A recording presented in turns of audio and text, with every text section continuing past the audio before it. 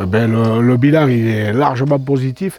Effectivement, je veux dire, bon, on est à démarrer, disons, modestement, à l'échelon de notre communauté de communes, mais avec l'envie que ça soit une réussite.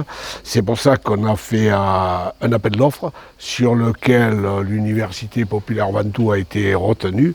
Et disons que c'est une opération pour les biodéchets, mais en même temps, on accompagne aussi nos administrés pour leur donner les bonnes explications pour, disons, faire mieux que ce qu'on a fait jusqu'à maintenant.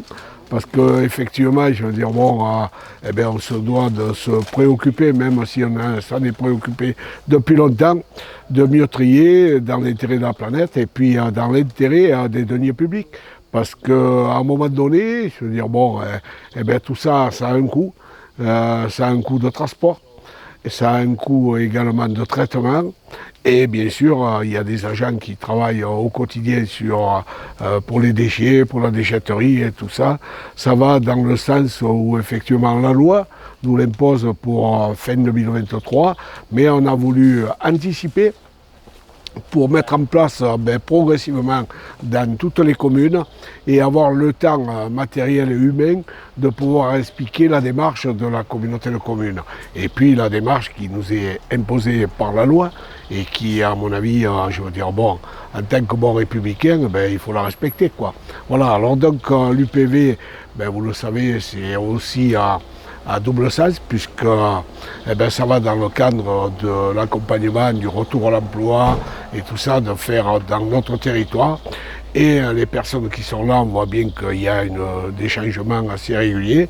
Donc derrière, il y a une suite humaine, familiale, et tout ça, c'est plus qu'important pour notre petite communauté qui est profondément rurale et qui a besoin des bonnes volontés de chacun, et puis surtout de retrouver le côté citoyen que parfois on a pu oublier après cette période de Covid où les gens cherchent encore des repères pour effectivement trouver, disons, le bien vivre sur notre territoire. Voilà, donc la communauté, on continue.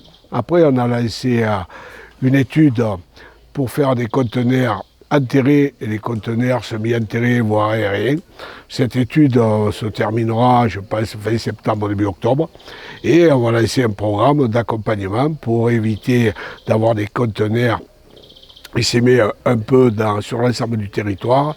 Et le fait de mettre des points, on espère que les gens accompagneront ce projet et ça leur permettra aussi d'avoir à disposition une facilité de tri avec bien sûr le verre, les cartons, tout ce qui est nécessaire pour trier correctement et valoriser ce qui est possible de valoriser.